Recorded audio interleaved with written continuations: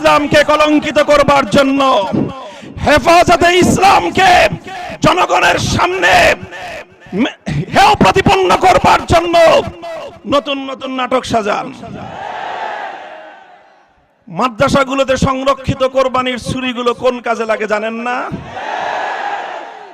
এগুলো দিয়ে কি করা হয় আপনারা টের পান না?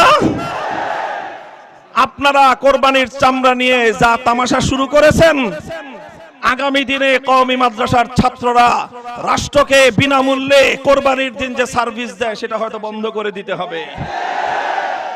তখন হয়তো আমরা কোরবানির ছুরিগুলো সংরক্ষণ করব না।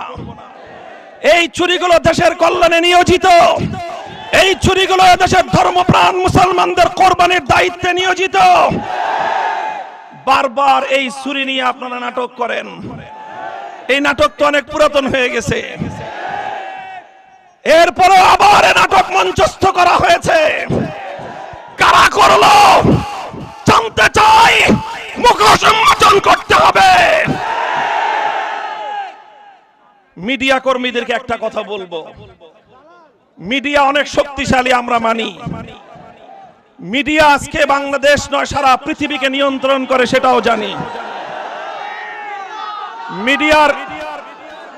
মিডিয়ার কর্মীদেরকে বলবো, মিডিয়াগুলোকে লক্ষ্য করে বলবো, আপনারা যতই প্রভাবশালী হন, যতই শক্তিমান হন, পরিবেশ পরিস্থিতিকে যতই নিয়ন্ত্রণ করেন, মনে রাখবেন আল্লাহর চেয়ে শক্তি আপনাদের বেশি নয়। ইসলামের বিপক্ষে আপনারা আপনাদের অবস্থান গ্রহণ করছেন।